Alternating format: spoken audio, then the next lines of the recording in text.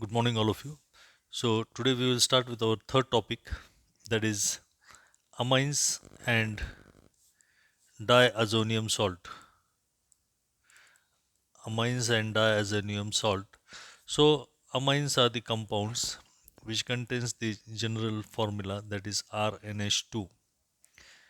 And so, these compounds are also termed as the derivatives of ammonia, where ammonia is having the structure that is NH3. NH3, in which the nitrogen is sp3 hybridized, and here all these hydrogen atoms of the ammonia, that all these three hydrogen atoms can be replaced by the different alkyl or aryl groups, and so you will get the formation of the amines, that is primary amines, secondary amines, and tertiary amines. So in nature, if we just consider, in nature, amine or the nitrogen compounds or the derivatives of ammonia, the different nitrogenous compounds, are present in nature in the form of a heterocyclic compounds called as alkaloids. And these alkaloids are found in a very ancient time, that is in 1805 to 1830, that all the parts of the plant, that is stem, seeds, roots, bark, or leaves, contains the nitrogenous heterocyclic compounds, that is the alkaloids, and some of the alkaloids which we are knowing, that is the morphine, opium, then nicotine, nicotine, cocaine, cocaine, so etc. So these are the different types of the alkaloids which are the nitrogenous compounds. They are heterocyclic compounds, and it's obtained from the nature. And so most of these compounds, now morphine, this acts as a painkiller. This acts as a painkiller if it is taken in a maximum tolerable dose. Maximum tolerable dose means it can act as a medicine. It can act as a medicine. But if it is taken excess, it's fatal. Means it harms, or it works as a poison. And so, in this way, this is the brief that nitrogenous compounds or the different amines and the diazonium salts are present in the nature. So, what is the structure of amines and its features? Means the structural features of amines. So we know that the general structure, that is RNH2, as I was started discussing but I stopped, that these are the derivatives of ammonia, where the hydrogen atom of the ammonia is replaced by the alkyl, or it may be a aryl group also. Means R or AR group may be present. And so this nitrogen is sp3 hybridized, and it contains 4 sp3 hybrid orbitals, out of which 3 are utilized for the bond formation with the alkyl and hydrogen atoms, alkyl group and hydrogen atoms, and one hybrid orbital contains a lone pair of electron. It contains a lone pair of electron, and so this lone pair of electron, which is present with this nitrogen, is called as your non-bonded non-bonded electron pair. Non-bonded electron pair. And this non-bonded electron pair can be used to form the bonds, that is the coordination bond or the coordinate bond with the hydrogen or the any other alkyl cation, and this justifies the basic nature. This indicates the basic nature of your amines, basic nature of amines. Means amines are having, that is a lone pair of electron which can be donated to a proton or to a alkyl cation, and form, means when it donates the electron pair it acts as a base, and so this explains the basic nature of amines. So here we can just have an example, that is, suppose this methyl amine, when it is allowed to react with hydrochloric acid, this lone pair of electron of nitrogen donates the electron pair to this proton, and this bond breaks and gives you the formation of CH3 NH3 plus Cl minus. And so here you get methyl ammonium salt, methyl ammonium salt. And so here in this way we can get the formation of the salt, and shows the tendency of the methyl amine that it is basic in nature. Methyl amine, its basic nature can be explained here. So with the help of this electron pair, it accepts a proton and forms a salt. If we take the tertiary amine, that is your R1, R2, and R3, when all the hydrogen atoms of the ammonia are replaced by the different alkyl groups, you get the formation of a tertiary amine. And this tertiary amine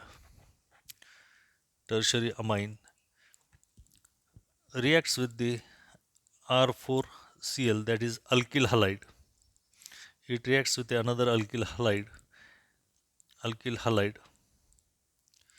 and when this nitrogen donates the electron pair to the alkyl group, and here you get the cleavage of this, and it forms R. As it donates the electron pair, it acquires a positive charge. Here it's R4, here it's R1, R2, R3, and 4. So here you get the formation of a quaternary ammonium salt. Quaternary means four different groups are attached. Quaternary ammonium salt. Quaternary ammonium salt formation takes place. And so in this way, this is the structural feature of your amine, that it contains a nitrogen, it's sp3 hybridized, contains a non-bonded electron pair which can be donated to the proton or to the alkyl cations, and this indicates the basic nature of the amines. And so here we have just seen the two examples. Primary amine reacts with hydrochloric acid and gives you the formation of methyl ammonium salt, and the tertiary amine can react with another alkyl halide and form a quaternary ammonium salt. So now we will turn towards the basic concepts of your topic, that is the first, classifications of amine. Classification of amines. Now amines are basically classified as primary amines, primary, secondary, and tertiary amines. Primary designated as 1 degree, 2 degree, and here the tertiary amines according to the number of alkyl, according to number of alkyl or aryl groups attached, alkyl or aryl groups attached to nitrogen, attached to nitrogen.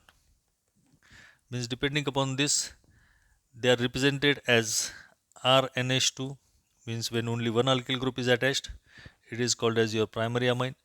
When two alkyl groups are attached,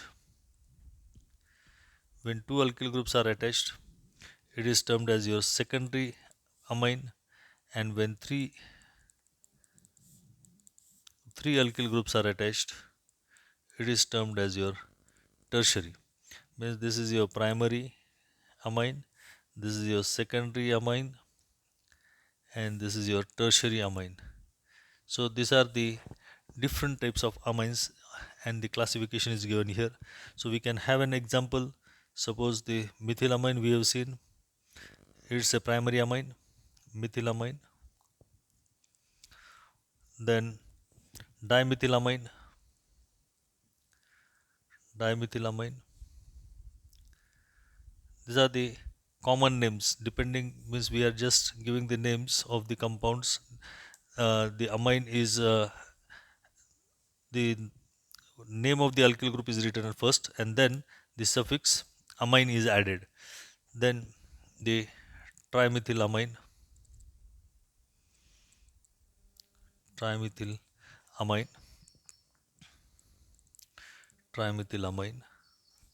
So this is your tertiary amine, this is your secondary amine, and this is your primary amine.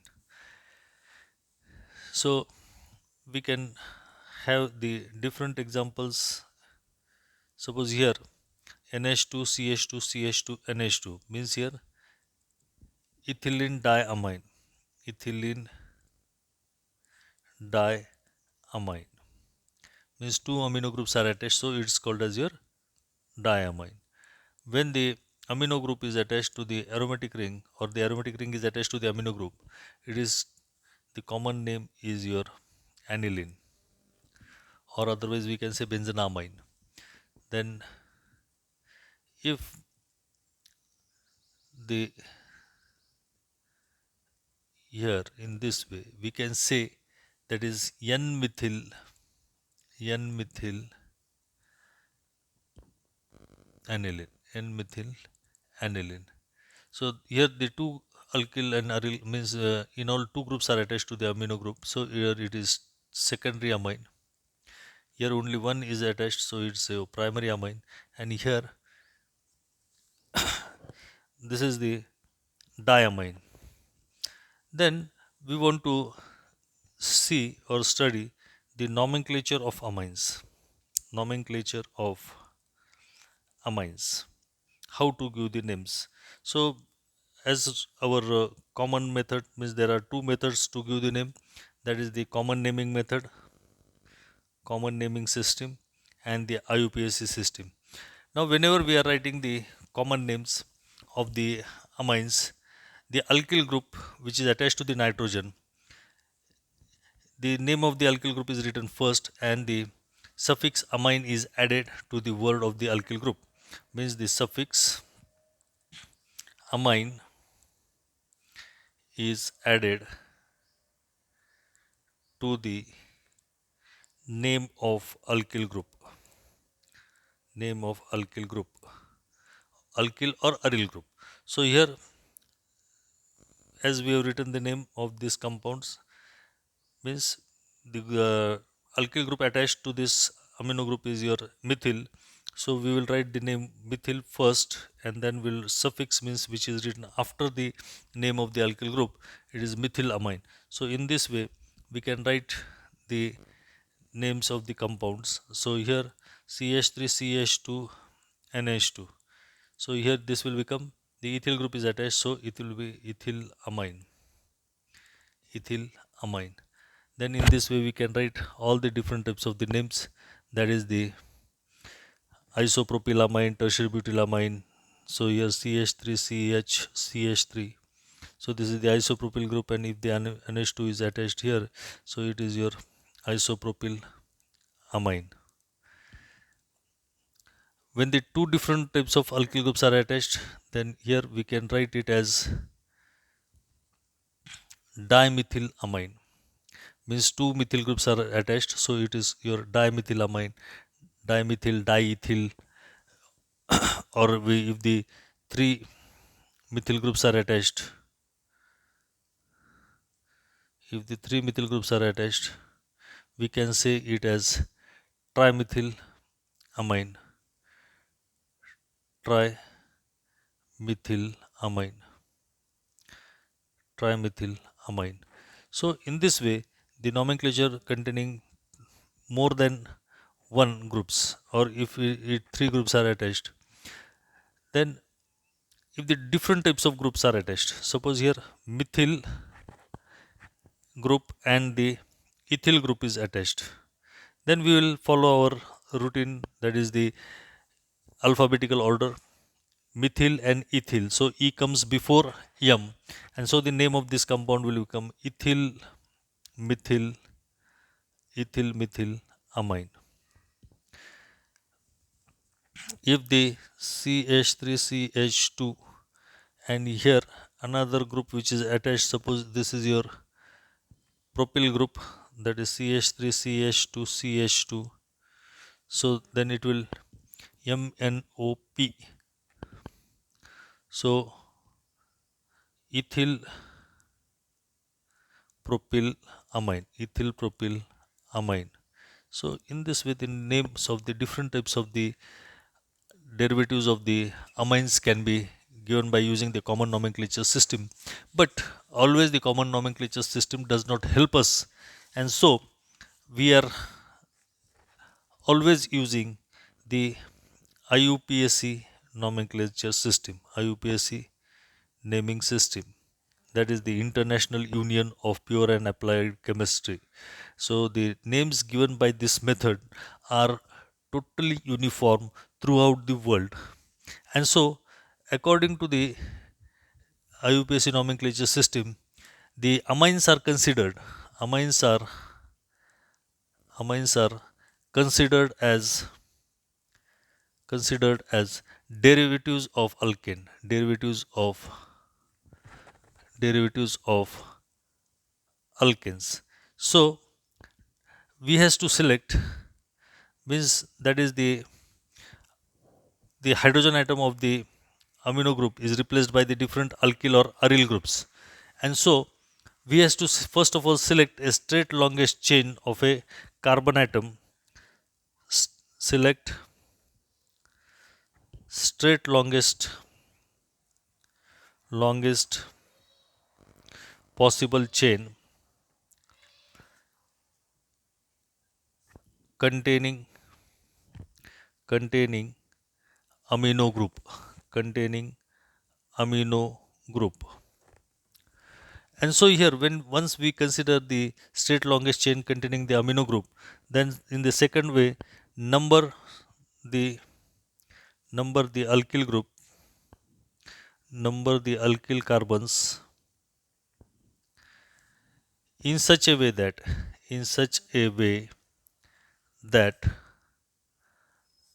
amino group gets lowest possible number, gets lowest possible number. Then once you get selected straight longest chain, how many carbon atoms are present in this chain, you get the name of the derivative, and then the position of substituent position of substituent is denoted by the number,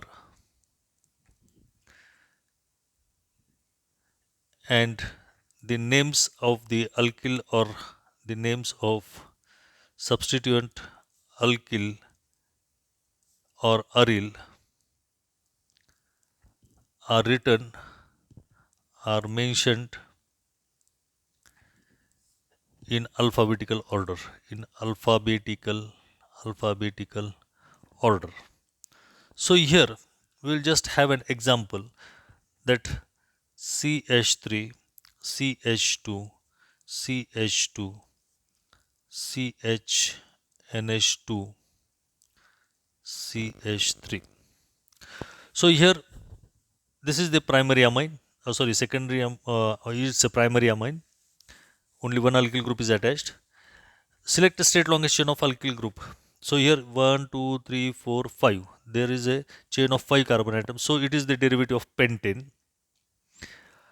Now we want to number the chain of the carbon atom from that side where the amino group will get the lowest possible number. Suppose if we start from this side, 1, 2, 3, 4, 5. So the amino group gets the number 5. Sorry, 4. Amino group gets the number 4. But if you start from the right hand side, 1, 2, 3, 4, 5. So if you number it from left hand side, it's the number acquired by the amino group is 4. But when you write the numbers from the right hand side, the amino group acquires the number 2. And so the amino group must get the lowest possible number. So 1, 2, 3, 4, 5. This is the correct method. And now, what is the name of this compound then? It will become 2 amino. 2 amino. It is a derivative of pentane. And so it is 2 amino pentane. 2 amino pentane is the name of this compound. Suppose now we will just have an example, that is CH3, CH2, CHNH2, CH2, CH, CH3, CH3. So we are supposed to give the select the straight longest chain now. So here the straight longest chain is 1, 2, 3, 4, 5, 6. 6 carbon atoms, means it is the derivative of hexane. It is the derivative of hexane. Now numbering the carbon atoms in from that side where the amino group will get the lowest possible number. So from left hand side, 1, 2, 3, amino group get the number 3. But if you number it from right hand side, 1, 2, 3, and here it becomes 4.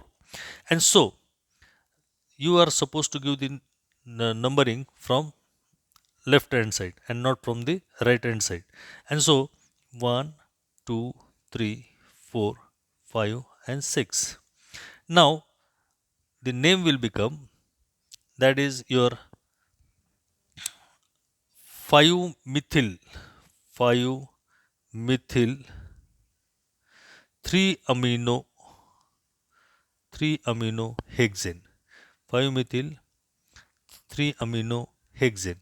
So in this way we can give the names to the different types of amines by numbering the chain and the amino group getting the lowest possible number. So here we can just have another example, that is CH3, CH, NH, CH3, and here CH2, CH3. So here the amino group is attached to the straight longest chain, and that is of 4 carbon atoms. So it is the derivative of butane. It is the derivative of butane. And numbering can be done from this side. From the right hand side it gives number 3, and from the left hand side it is number 2, and so it's to be numbered from the left hand side. So 2 amino. Now here this is not only amino group, but the methyl group is attached to the amino group. So 2 methyl 2 methyl amino 2 methyl